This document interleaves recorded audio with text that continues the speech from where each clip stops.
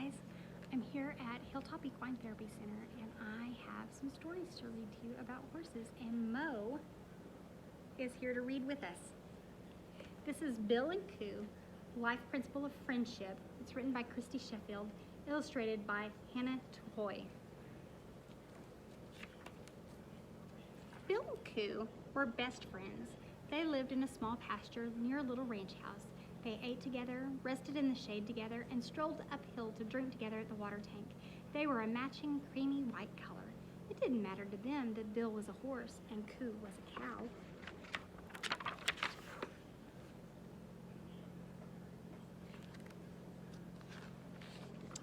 Bill and Coo liked to watch the children from the house when they walked by the pasture fence and stood at the road waiting for the school bus.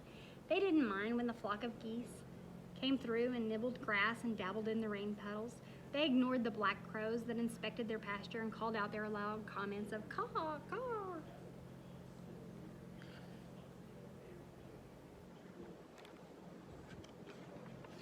One autumn day, a nearby neighbor burned a brush pile and the billowing smoke drifted across Bill and Coo's pasture. The smell of the fire filled Bill's nose and made him nervous, and he galloped around the paddock. He even kicked up his heels in panic. Coo didn't share Bill's anxiety, but he ran too, and he even tried to kick up his heels. If his friend needed to run, then Coo needed to run too. Friends share one another's worries.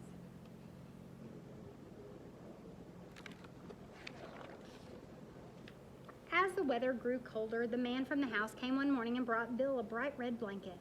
Bill felt warm in the cozy blanket. He was as proud as if he were a show horse, but Coo had no blanket and didn't care much for Bill's holding his head high and pricking his ears and swishing his tail. Coo was feeling jealous because he had no red coat.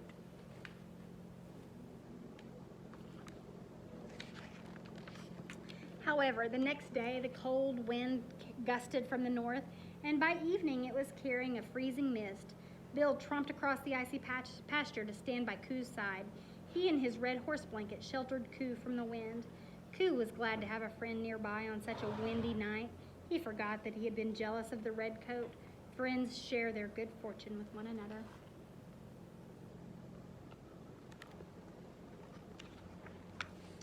One bleak and blustery February day, Coo spotted something very interesting just across the north fence.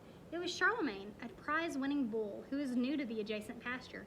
Charlemagne sauntered right up to the fence, and Coo stuck his head clear through the railing so he could touch noses with him.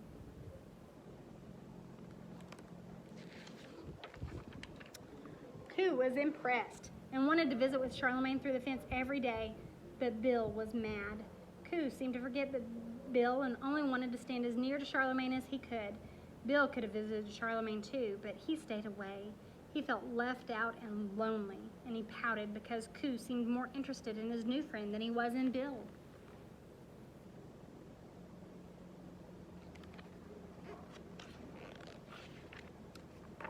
Finally, Charlemagne was moved to a different pasture.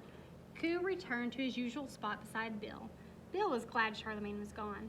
He was glad to have Coo back as his friend and companion. Coo didn't even realize that he'd been ignoring Bill.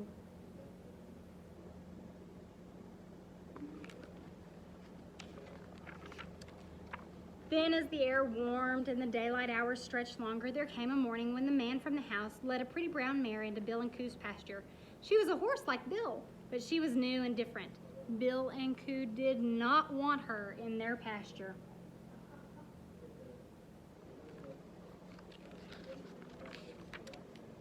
They didn't want Brownie to stand with them under the tree or lie down with them in the green grass that was springing up in their field.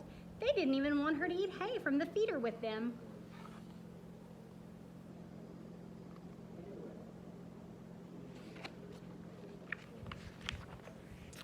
One morning when the plum bushes had begun to bloom in the woods that edged the pasture and yellow daffodils were nodding in the fence row, Bill and Coo had a solitary meal at the hay feeder.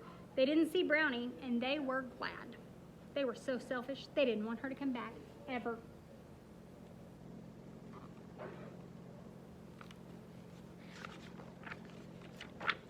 Later, when the sun had climbed higher in the sky and had begun to warm their backs, Bill and Coo saw Brownie. She was coming from the woods, and following close behind her was a spindly-legged little foal. Brownie was a new mother.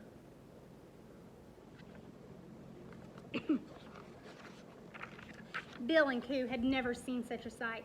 They were most curious to come closer, and they forgot that they hadn't wanted Brownie in their pasture. Brownie stood very still with the foal near her, while Bill and Coo came to meet the baby.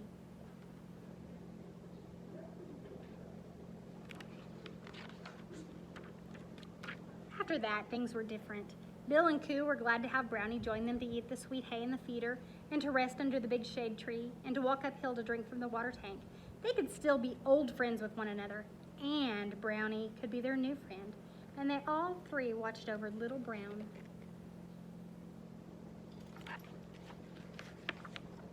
This book is about the life principle of friendship, which is caring for and trusting others. A quote about friendship is, "You can't stay in your corner of the forest waiting for others to come to you.